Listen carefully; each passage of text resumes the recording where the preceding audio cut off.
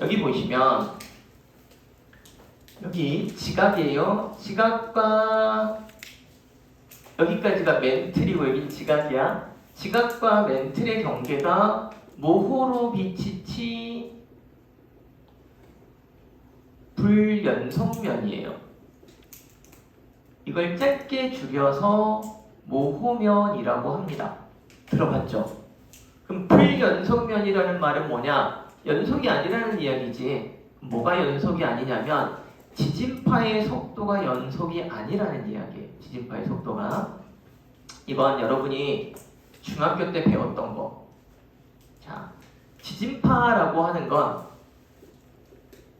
크게 P파와 S파가 있어요. 들어보셨죠? P파는 종파고 S파는 횡파. P파의 속도는 약 6에서 8km/s의 속력으로 이동을 하고 S파는 약 3에서 4km/s의 속력으로 이동을 합니다. 라고 이야기를 했어. 자, P파하고 S파라고 하는 건 뭐냐면 지진이 쿵 하고 발생하면 지진파가 이렇게 쓱 오는데 지진파는 파장이 두 개가 오는 거예요. 그러니까 처음에 지진이 쾅 하고 진원에서 발생을 하면 P파라는 파장하고 S파라는 파장이 동시에 빵 하고 출발을 하는데 내가 그러니까 여기가 진원이었어. 그럼 선생님이 여기 있어. 그럼 지진이 빵 하고 발생하면 선생님한테 지진파가 쓱 오겠지. 근데 파장이 두 개 와. P파가 먼저 툭 오고 그 다음에 S파가 쓱 와. 오케이? 그러니까 P파가 왜 먼저 오느냐? 속도가 빨라서. S파는 속도가 느려서. 그래서 이건 첫 번째 도착한다라고 해서 프라이머리 웨이브에서 P파예요. 이건 두 번째 도착한다고 해서 세컨더리 웨이브에서 S파예요. 이름 되기 쉽죠? P파, S파. 첫 번째, 두 번째. 그 P파하고 S파라고 하는 녀석을 지구 안에다가 쏘는 거야. 실험을 할 때 지구 내부 구조를 보려고. 그랬더니 여러분이 봤던 그래프가 있어. 중학교 때. 이런 그래프 본 적 있나요? 이 P파의 주시 곡선, S파의 주시. P파의 그러니까 여기가 깊이에요. 깊이. 표면에서부터 싹 내려가는 거야. 안쪽으로. 그러면 지구 안으로 들어가면 들어갈수록 밀도가 커지지. 밀도가 커지면 파장의 속도가 밀도가 커진다는 이야기는 매질이 많다는 이야기야. 전달 물질이. 당연히 파장의 속도가 빨라질 거예요. 그러다가 뚝 속도의 변화가 연속적으로 안 나타나는 곳이 있어. 그러니까 여기가 불연속면 하나, 여기가 불연속면 하나, 여기가 불연속면 하나예요. 그러니까 여기가 모호로 비치치 불연속면, 모호면이에요. 멘틀과 지각의 경계. 이건 P파의 속도 변화고 이건 S파의 속도 변화야. 출발 자체가 달라. 속도가 하나는 4부터 시작하고 하나는 8부터 시작하니까 꽝 하고 발생하니까. 여기가 모호면이고 이 중간이 뭐냐면 멘틀인데 멘틀과 여기 핵인데 핵 사이에 S파가 사라져. P파는 속도가 뚝 떨어지고 연속적이 아닌 불연속면이 또 나타나요. 여기가 구텐베르크 불연속면이에요.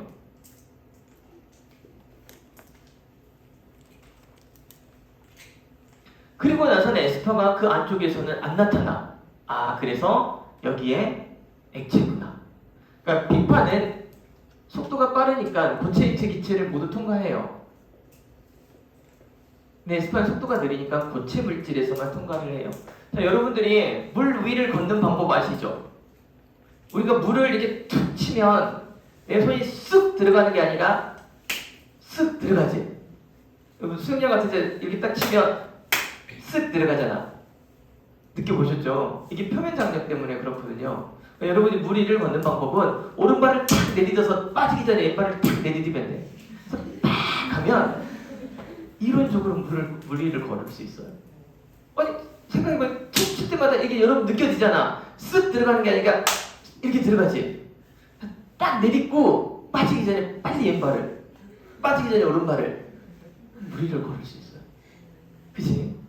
속도가 그럼 그렇게 하려면 엄청나게 빨리 걸어야 돼. 그치? 속도가 빠르면 액체도가, 기체도 가능해. 공기 물질들이 질량을 가지고 있어, 안 가지고 있어? 가지고 있지. 그러니까 공기를 밟아. 빠지기 전에 또 밟아. 이렇게 하면 그래서 영화 같은 데 보면 어떤 애들이 막 지붕 외계인 보면 그냥 쑥 날아가는 게 아니라 막 이렇게 가잖아. 허공답보라고 공기를 밟고 올라가는 거야. 미안합니다. 피파가 그렇대. 기체도 통과하는데 이게 이 기체가 이 파장이 간다라고 하는 건 어떤 건 느끼면 되냐면 그 어디서 진동이 팍 생기면 내 머리카락이 싹 날리는 이 느낌 있잖아. 그런 느낌으로 표현한다고 생각하시면 되고요. 에스파는 속도가 느리니까 고체밖에 못 가. 그래서 에스파가 중간에 사라졌다는 이야기는 이 안에 액체 물질이 있는 거야. 기체가 있기에는 지구 질량이 중력값을 계산해 보니까 중력값이 너무 커. 그래서 기체가 아닌 액체 상태의 물질이 있을 거라고 보는 거예요. 그리고 나서 피파는 액체로 가니까 열심히 이제 안으로 들어가면서 밀도 증가하니까 속도가 증가하다가 덜컹거려서 갑자기 속도가 조금 빨라지는 부분이 있어. 여기가 연속적이 아니라 불연속적으로 나타났지. 여기를 레만이라고 하는 과학자가 발견했어요. 레만 불연속면. 레만면입니다. 근데 여기 속도가 빨라졌네. 여기는 그래서 내핵, 외핵 그러는데 외핵과 내핵은 둘 다 철질이에요. 둘 다 철질. 그런데 물을 제외하곤 액체보다 고체가 밀도가 커요. 그죠? 물은 액체가 밀도가 크지? 물의 밀도가 얼마야? 순수한 물. 1. 그게 그래서 실험실에 쓰는 순수한 물이 증류수예요. 밀도 1짜리. 얼음의 밀도가 얼마야? 0.9. 그래서 빙하가 10% 떠있고 90% 깔아져 있어요. 그래서 빙하가 피하자라고 하면 벌써 부딪히는 거야. 밑에가 거대하니까. 타이탄이 그래서 침몰했대요. 타이탄이 아세요? 그 일회용 배. 첫 출항에서 침몰하죠. 그래서 일회용이에요, 일회용. 아무튼. 근데 밀도가 왜 안쪽이 고체니까 밀도가 클 거 아니야. 속도가 점프해서 올라가는 거예요. 그리고 또 연속적으로 증가. 그런데 덜컹거리는 부분이 있어. 그래서 이제 여기 불연속이라는 단어를 빼고 모호면, 구텐베르크면, 레만면 이렇게 이야기를 해요. 여기가 모호면이에요. 그러면 여기 밑에는 멘틀이야. 그런데 이 모호면의 이 정도에 뭐가 발견이 되냐면 저속도층이 발견이 돼요. 저속도층이라고 하는 건 뭐냐면 저속으로 증가하는 층. 저속으로. 무슨 말이냐면 우리가 운전을 하고 가면 90, 100, 120, 120 이렇게 속도가 계속 증가할 수 있거든. 근데 갑자기 그렇게 가다가 속도가 50, 60, 70 이렇게 저속으로 증가하는 층이 나와요. 왜 그러냐면 여기가 만약에 액체였으면 에스파가 사라졌을 텐데 액체는 아니야. 고체야. 이 저속도층의 발견으로 연약권의 존재를 알게 돼요. 연약권. 말 그대로 암석은 암석인데 연약한 부분이야. 왜 그러냐? 부분 용융 상태니까. 그곳이 여기요. 색깔 다른데 여기가 뭐라고 생각하면 되냐면 연약권이라고 생각을 하시면 돼요. 그러니까 판 구조론에서는 자 멘틀 대류설을 홈스가 이야기했을 때는 멘틀 전체에 대류가 일어날 거라고 생각을 했는데 멘틀이 고체잖아. 이 고체에서 대류가 일어나기 쉽지 않아. 열대류가 일어나려면 고체이지만 고체스럽지 않은 그런 곳이 있으면 좋겠다라고 생각하던 찰나에 생각했는지 모르겠으나 이 저속도층의 발견으로 저속도층은 부분 용융 상태가 이러니 여기서는 열대류가 어느 정도 일어날 수 있을 거라고 본 거예요. 어떤 상태라고 생각을 하시면 되냐면 여러분들 뿌띠첼 있죠? 푸딩 같은 거. 이 뿌띠첼 이게 뚜껑을 열면 흐를 것처럼 보이지? 액체 같아서. 근데 액체 아니지. 근데 거기는 열대류가 일어날 것 같잖아. 그러니까 그런 고체, 흐물흐물한 고체 상태라고 생각을 하시면 돼요. 갯벌처. 그러니까 여기서 당연히 속도가 좀 떨어진 건데 이 연약권에서 멘틀 대류가 발생을 해요. 그러니까 여기에서 보면 이쪽이 멘틀의 상부, 이쪽이 멘틀의 하부예요. 그러니까 상부 멘틀에서 뭐가 존재하냐면 상부 멘틀에서 연약권이 존재를 하고 그 연약권에서 멘틀 대류가 일어난다라고 하는 게 판 구조론의 핵심이야. 이때 판이 어디냐? 여기가 판이에요. 암소권이라고. 그러니까 암소권이라고 써있는 이 판은 지각과 멘트의 상부 일부를 포함해서 판이라고 하는 거예요. 그러니까 백에너라고 하는 친구는 대륙이동설만을 이야기를 했단 말이야. 대륙, 지각들이 움직일 거라고 생각을 했는데 대륙이나 지각만 움직이는 게 아니라 멘틀의 상부를 포함한 판이 움직인다. 그래서 해양 지각을 포함한 이쪽을 해양판, 그리고 대륙 지각을 포함한 이쪽을 대륙판이라고 이야기를 하고, 연약권에서 멘틀 대류가 발생하니 위쪽에 있는 판들이 둥둥 떠다니는데 멘틀 대류 상승한 곳에서는 갈라지고 멘틀 대류 하강한 곳에서는 만나서 충돌해서 섭입하고 이런 일들이 발생을 한다라고 판 구조론에서 이야기를 한 거예요. 판 구조론은 아까 그 판이라고 하는 거, 대륙판, 해양판이라고 하는 게 몇 개의 판으로 이렇게 지구에 구성이 돼 있어서 이 판들이 서로 움직이면서 화산활동과 지진활동이 발생한다라고 하는 게 판 구조론이에요. 그래서 여기 뭐라고 써있냐면 판의 경계라고 돼 있어요. 판의 경계. 이 판의 경계는 크게 세 가지가 있는데 그 판의 경계에서 다양한 지각 변동이 발생을 한대요. 자, 먼저 A. 이 A는 발산 경계예요. 발산 경계. 발산 경계고 여기가 어디냐면 대서양 중앙 해령대예요. 해령 지진대, 해령 화산대. 대서양 중앙 해령대. 자, 이 발산 경계는요. 이 발산 경계는 해양판과 해양판이 갈라지는 곳이에요. 해양판과 해양판이 양쪽으로 갈라지는 곳이고 이 라인 자체가 뭐냐면 대서양 중앙 해령대예요. 여기 가장 대표적인 지역은 해령이 있고요. 그리고 해령의 중심부에 열곡이 존재해요. 열곡이. 그리고 여기서는 천발 지진이 발생을 하고요. 천발 지진이. 그리고 화산 활동이 활발합니다. 이 A라는 지역에 표시가 되어 있는 판의 경계는 무조건 발산 경계이며 여기에 해당되는 곳이 대서양 중앙 해령대이고 해령, 열곡 등이 발달한다. 천발 지진과 화산 활동이 잘 일어난다 라고 이야기를 하는 거예요. 여기까지 이해되셨죠? 자, 그 다음에 D.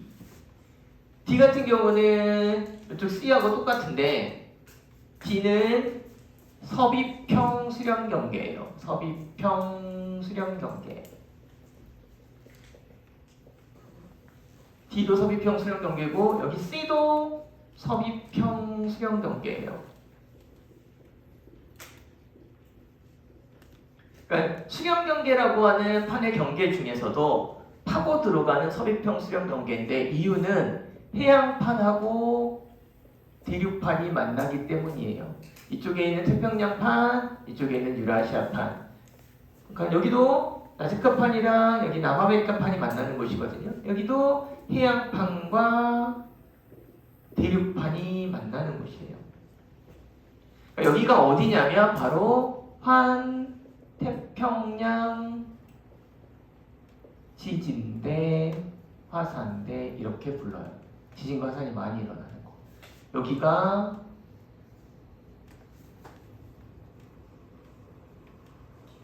바로 환태평양 지진대. 태평양을 반지처럼 삥 둘렀다라고 해서 환태평양 지진대. 여기도 그러니까 환태평양 지진대에 해당이 되죠.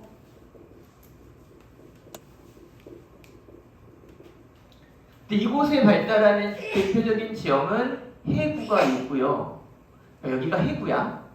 그 주변에서 발달하는 게 호상열도라고 해요. 부채꼴 모양의 열지은 섬이에요.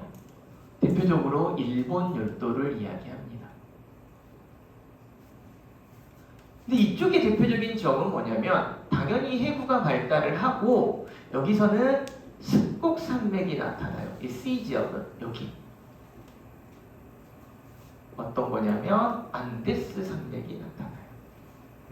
페루, 칠레, 페루 쪽에 있어요. 안데스 산맥. 이쪽은 스콕산맥이 나타나고 이쪽은 화산맥도가 나타나요. 이 두 군데 모두 다 천발 지진도 일어나고 신발 지진도 발생을 하고 그리고 엄청난 화산 활동이 일어나요. 그래서 인터넷에 불의 고리라고 치면 여기 환태평양 지진대를 이야기하는 거예요. 불의 고리. 그래서 그 영화 뭐죠? 볼페이죠? 아니요. 로봇 사람들이 들어가가지고 로봇 조종하고 한 거 있었잖아. 퍼시픽 림. 퍼시픽이 태평양이지.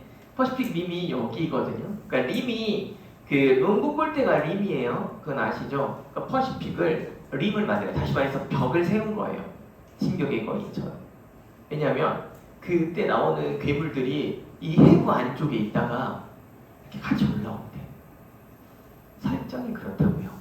그쪽에서 화산 활동이 많이 일어나는 곳이거든. 그게 바로 여기예요. 불의 고리. 링을 이루고 있다라고 해서. 여기도 물론 천발지진, 신발지진, 화산 활동이 활발한 곳이다 라고 이야기를 합니다. 여기까지 이해되셨죠? 자, 그 다음 여기 2. 이쪽은 충돌형 수렴 경계를 이야기합니다. 충돌형 수렴 경계. 대표적인 지역이 뭐냐면 여기는 알프스, 히말라야 지진대를 이야기를 합니다. 여기는 왜 충돌이냐? 대륙판과 대륙판이 만난 곳이에요. 여기는 대표적인 지역이 습곡산맥만 있어요. 여기는 해구가 없어요. 바닷속 지역이 아니니까. 여기에서 만들어진 습곡산맥은 알프스 산맥과 히말라야 산맥을 이야기를 하는 거예요. 자, 그런데 발상 경계는요. 발상 경계는 멘틀 물질이 상승하는 곳이고 수렴 경계는 멘틀 물질이 하강하는 곳인데 선생님의 이 손이 판이야. 엄지손가락이 멘틀이고 그러니까 연약권. 그러면 수렴 경계가 일어나는 특히 서리평 수렴 경계가 일어나는 것은 해양판하고 대륙판이 만나면 이렇게 가서 해양판이 대륙판을 끄집고 이렇게 들어가요. 그래서 이 해구라고 하는 곳은 수심이 아주 깊어요. 그러니까 이 일본 해구 평균 수심이 7,000m, 8,000m 정도 돼요. 태평양의 평균 수심이 약 6,000m인데. 왜냐면 해양판이 와서 대륙판 아래로 내려갈 때 대륙판 아래 해양판이 갈 수 있는 길이 있었던 건 아니잖아. 그러니까 충돌한 후에 해감력이 계속 작용하다가 같이 빨려 들어가는 거예요. 그래서 그때 해저 지형 설명을 할 때 해구가 있는 곳은 대륙대가 거의 없다라고 말씀을 드린 적이 있어요. 기억나세요? 대서양 쪽은 대륙대가 발달돼 있는데 태평양 쪽은 해구가 발달해서 대륙대가 거의 없어요 라고 이렇게 같이 끄집고 들어가니까 이렇게 해서 섭입하는 곳이 생긴 거고 이 대륙판과 대륙판이 만난 곳은 이렇게 만났는데 둘 다 밀도가 똑같단 말이야. 해양판하고 대륙판일 땐 해양판의 밀도가 대륙판의 밀도보다 크니까 해양판 아래로 대륙판이 들어간 건데 대륙판과 대륙판이 만나면 둘이 밀도가 똑같으니까 서로 안 내려가고 솟아올라요. 그래서 대규모의 습곡산맥이 만들어진 거야. 그렇지만 멘틀 대류는 하강해요. 그러니까 이렇게 만나서 이렇게 지형이 형성된다고 생각을 하시면 돼요. 멘틀 물질은 하강하고 대륙판은 솟아오르고 이렇게. 무슨 말인지 아시겠죠? 그런 곳이 바로 저기 이 지역이에요. 이쪽은 마찬가지로 천발 지진도 활발하고 당연히 신발 지진도 일어나요. 실제로는. 그런데 현재는 여기에 화산 활동이 없고 화성 활동. 그러니까 예전엔 화성 활동, 화산과 관련된 모든 활동을 화성 활동이라고 하는데 화성 활동에 흔적이 있다. 초창기에는 여기서도 화산 활동이 일어났었거든요. 근데 지금은 화산 활동이 거의 없어요. 알겠죠? 아예 없다고 보시면 돼요. 그래서 지금 화산 활동의 흔적이 있다 정도로 기억을 하시면 됩니다. 여기까지 이해됐나요? 그 다음 이제 B. 이 B 지역은 뭐냐? 여기는 보존 경계예요. 보존 경계. 대표적인 지역이 어디냐면 산 안드레아스 단층대예요. 이 보존 경계에서 만들어질 수 있는 대표적인 지역이 변환단층입니다. 변환단층은 선생님이 앞에서 해령 주변에서 나타나는 곳이라고 그랬지. 해령 주변에서, 그러니까 해령과 해령 사이에 변환단층이 나타나는데 이 B 지역이 대표적으로 변환단층의 보존경계를 설명하는 이유는 이 육지에 있다. 변환단층이. 여러분들 최근에 나왔던 영화 중에 산 안드레아스라는 영화가 있어요. 이 배경이 어디냐면 샌프란시스코예요. 이쪽에 있어. 여기 지금 나라가 하나 이 반도가 있어요. 캘리포니아 쪽에 있는 반도. 근데 예전 영화인 볼케이노 있죠. 볼케이노는 배경이 LA예요. 여기 있어. 얘들 이렇게 만날 거다 나중에. 그래서 산 안드레아스도 변환단층대. 그 다음에 볼케이노도 변환단층대. 그 변환단층대가 산 안드레아스 단층대에 있어요. 그래서 이쪽은 변환단층이 발달하는데 육지에 나타나는 곳, 육지 위에 있는 곳이라서 여기를 가장 대표적인 보존경계로 시험 문제 출제가 많이 됩니다. 그런데 바닷속에 있는 변환단층 중에 가장 큰 데가 여기랑 여기거든요. 남극대륙 근처에. 최근 들어서는 여기를 이렇게 표시하고 여기를 표시해가지고 B 해가지고 변환단층을 이야기해요. 왜 그러냐면 여기가 해령대지. 이 해령대가 어디냐면 동태평양 해령이에요. 동태평양 해령대. 여기가 뭐냐면 발상경계예요. 발상경계. 발상경계에서 만들어진 대표적인 지역이 뭐라고? 해령. 그러니 해령과 해령 사이. 해령과 해령 사이. 여기 다 해령. 해령, 해령, 해령. 해령, 해령. 해령과 해령 사이에 변환단층들이 이렇게 발달한 바닷속 지역이에요. 근데 여기가 되게 길어, 변환단층 중에. 그래서 여기하고 여기는 최근 들어서 고정경계로 B 해가지고 나와요. 여기가 그러니까 발상경계가 있는 곳, 발상경계가 있는 곳은 무조건 변환단층이 존재해요. 발상경계인 해령이 존재하는 곳은. 왜냐면 해령이 한 줄로 찍 찢어지지 않는다 그랬지. 너덜너덜해진다 그랬지. 종이로 이렇게 찢으면. 그 너덜너덜한 곳에 사이사이이기 때문에 변환단층이 있는데 항상 여기가 나왔거든요. 그 이유는 육지에 있어서 나왔는데 바닷속 지형 중에서도 최근 들어서 등장을 하기 시작을 했어요. 여기까지 이해되셨죠? 여기서 몇 개를 더 씁시다. 아직 쓸 게 조금 더 남았어요. 미안. 여기. 자, 여기는 뭐냐면 여기도 환태평양 지진대인데 여기도 서귀평 수변경계예요. 여기도 환태평양 지진대입니다. 환태평양 지진대고 서귀평 수변경계가 발달한 곳인데 여기는 해양판하고 해양판이 만난 곳이에요. 자, 밀도가 비슷한 대륙판과 대륙판이 만났을 때는 충돌돼서 솟아올랐는데 여기는 해양판하고 해양판이 만났는데 충돌해서 솟아오르는 게 아니라 한쪽이 파고들어요. 왜냐하면 이쪽에 있는 태평양판이 이쪽에 있는 필리핀판보다 똑같은 해양판이지만 밀도가 커요. 그래서 서로 들어가려다가 좀 더 밀도가 큰 애가 들어간 거예요. 대륙판은 서로 올라가려다가 같이 올라간 거고. 그래서 여기가 지구상에서 가장 깊은 마리아나 해구가 있어요. 여기도 발달하는 게 뭐냐면 해구예요. 해구고 여기랑 똑같이 천발, 신발, 해산활동이 활발한 곳. 여기가 섬들이 이렇게 통통 있는데 이것도 호상열도예요. 마리아나 제도가 여기 있고요. 여러분이 알고 있는 괌이 여기 있어요. 괌. 그리고 최근 들어서 많이 나오는 해구가 여기는 일본 해구, 여기는 마리아나 제도 해구, 이쪽 마리아나 해구, 그 다음 여기 알류산 열도가 이렇게 있어요. 태평양판하고 북아메리칸이 만나가지고 여기 섬들이 통통 이렇게 있거든요. 이 섬이 알류산 열도인데 여기도 해구예요. 호상열도 붙일 걸로. 이 세 개의 호상열도가 발달한 그러니까 마리아나 제도, 일본 열도, 알류산 열도가 대표적인 호상열도고 그 열도의 그 섬들의 호상열도의 섬들의 바다 쪽에 해구가 발달해요. 바다 쪽으로.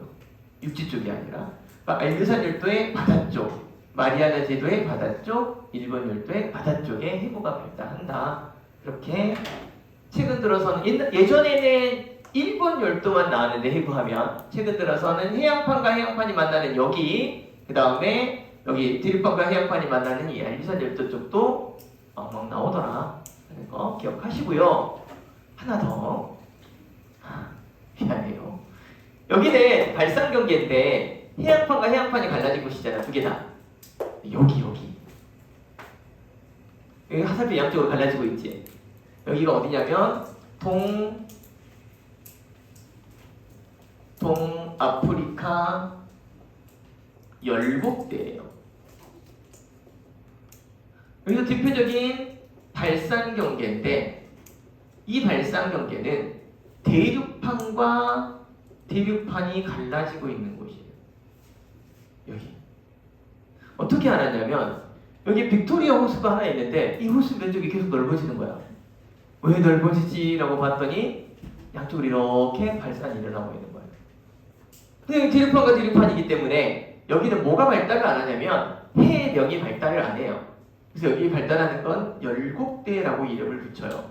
선생님이 아까 바닷속에 있으니까 해력인데 해력의 중심부에 열곡이 있다고 그랬거든. 그 열곡. 바닷속에 있으니까 그 열곡을 포함한 해력이라고 하는 큰 그 지형을 설명해서 해력이 발달했다라고 이야기를 하는데 여기는 아직 바닷속 지형이 아니잖아. 육지잖아. 그러니까 해력이라고 말할 수가 없지.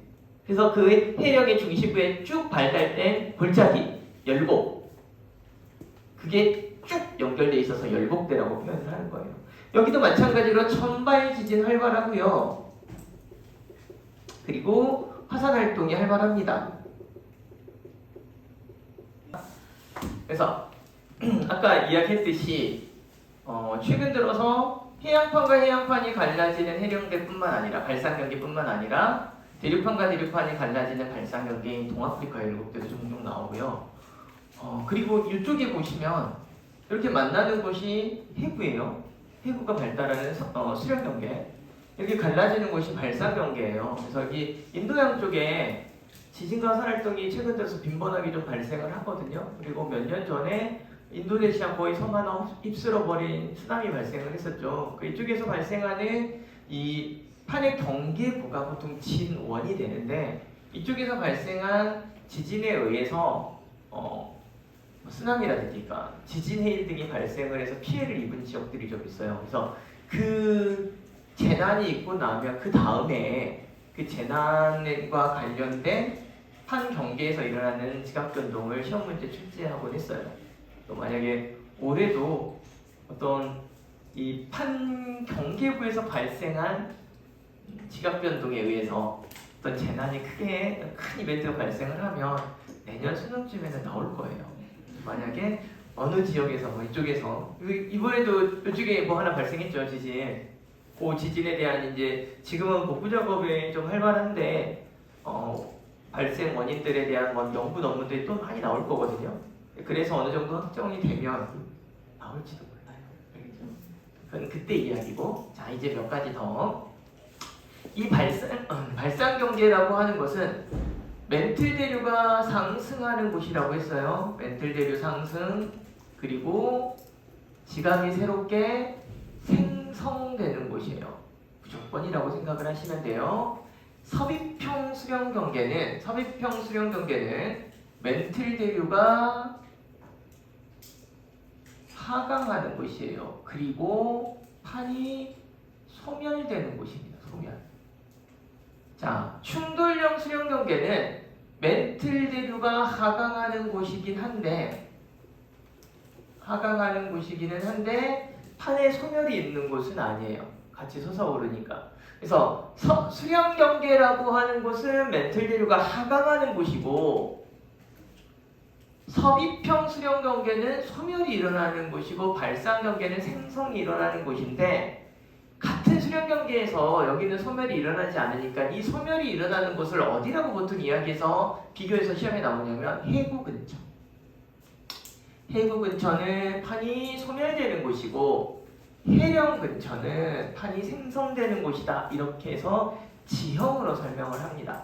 왜냐하면 똑같은 수령 경계에서는 모든 수령 경계에서는 멘틀 대류 하강, 모든 발산 경계에서는 멘틀 대류 상승 이렇게 기억을 하게 하고 수령 경계 중에 해구라고 하는 지형은 판이 소멸되는 곳, 해령이라고 하는 것은 판이 생성되는 곳 이렇게 비교해서 시험 문제를 출제를 해요. 그러면서 해령과 해구 근처, 해령과 해구 근처의 특징을 또 시험 문제 냅니다. 어떻게 되냐면 해령은 첫 번째 수심이 얕아요. 그러면 해구는 수심이 깊어요. 이 얕음은 태평양의 평균 수심이 한 6,000m 정도 되면 5, 6,000m 정도 되면 여기 해령 지역은 4, 5,000m 정도 한 1, 2,000m 정도 났다. 아니, 얕은 거예요. 알겠죠? 물론 깊지. 해령까지 들어가본 사람도 없어. 알겠지? 그러나 일반적인 해저 지형보다는 얕은 거고 해구는 아까 말씀드렸듯이 일본 해구 같은 경우는 한 7, 8,000m 정도 되고 마리아나 해구 같은 경우는 11,000m 정도 되니까 기본적으로 심해저 어떤 평균 수심보다 훨씬 깊은 곳이다. 이렇게 기억을 하시면 돼요. 두 번째는 해령 근처에 지각의 나이가 적어요. 처음에는 젊어요 그랬더니 이쪽에 늙어요 그럼 좀 이상해서 여기는 지각의 나이가 많아요. 여기는 새롭게 생성되니까 이제 막 지각이 된 거잖아. 마그마가 나와서 여기는 젊을 수밖에 없고 열심히 이동해가지고 이제 들어가기 직전이지. 소멸되기 직전. 그러니까 당연히 지각의 나이가 많을 수밖에 없고 그래서 해령에서부터 지각의 나이가 대칭성을 이룹니다. 이게 이제 해저지역, 해양지역정의 증거가 됩니다 라고 이야기를 했잖아요. 그러니까 해령 쪽은 나이가 적고 해구 쪽은 나이가 많고.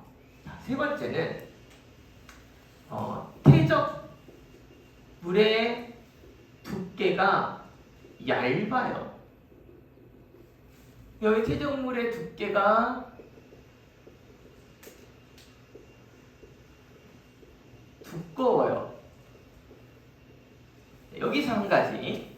자, 일반적으로 태적이라고 하는 건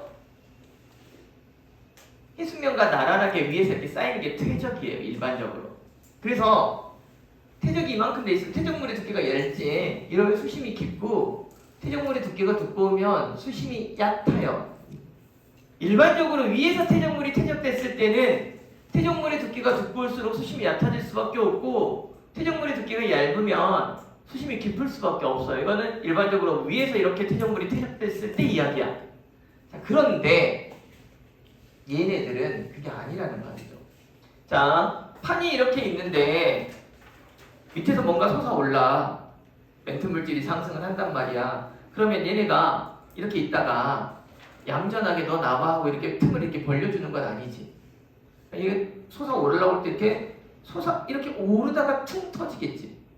그래서 수심이 얕아진 거예요. 왜냐면 쑥 솟아오르면서 마그마 활동이 시작된 거니까. 여기까지는 이해됐죠?